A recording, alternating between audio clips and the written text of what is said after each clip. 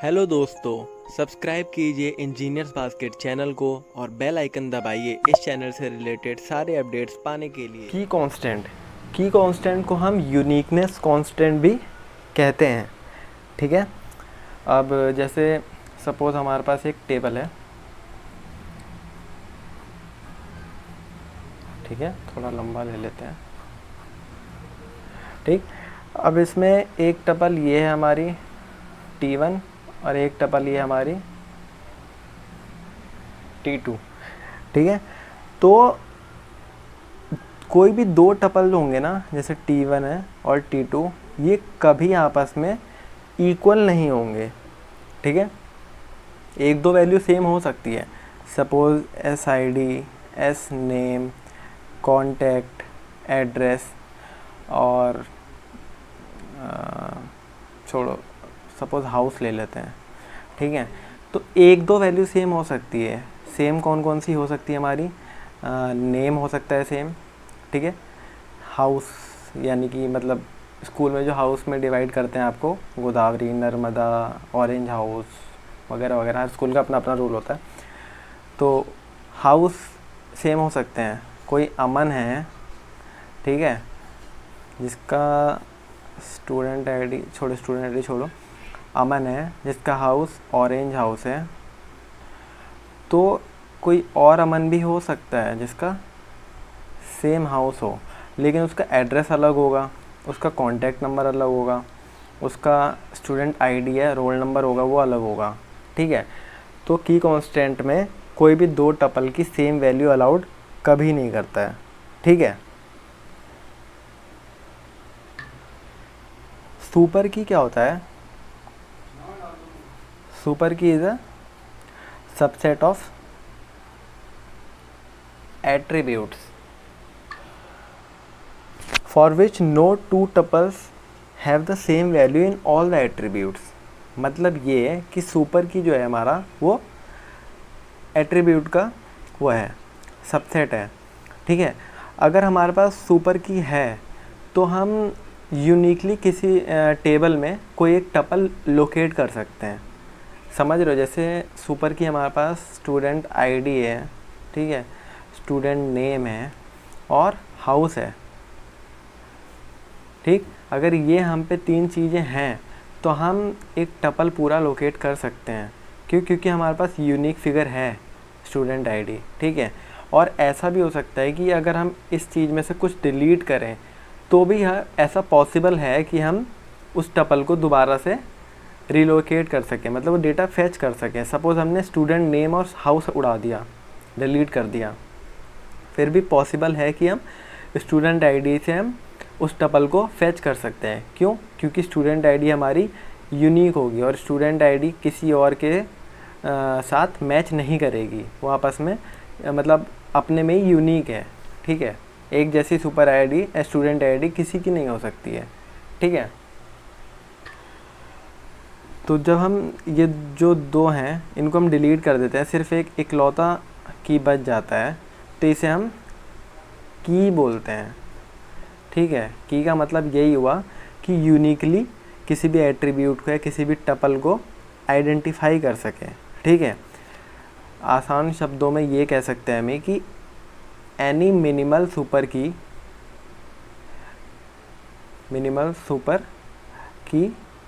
Is a की। ठीक है, ये की डेफिनेशन हो गई।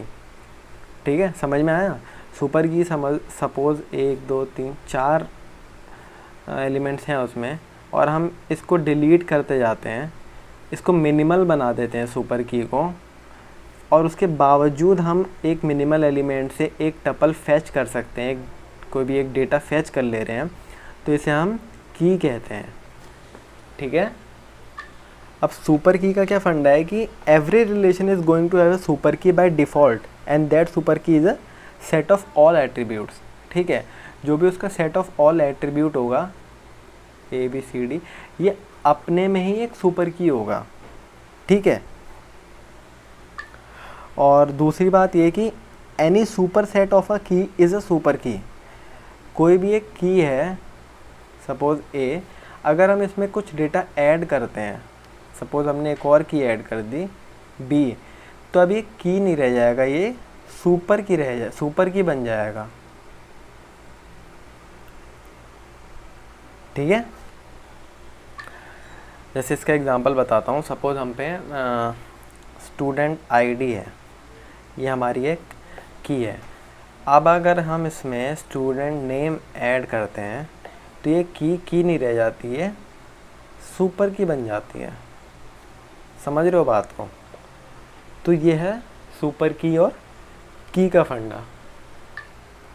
अब हम देखते हैं कि नंबर ऑफ सुपर की कैसे निकालते हैं हम। नंबर ऑफ सुपर कीज, ठीक है।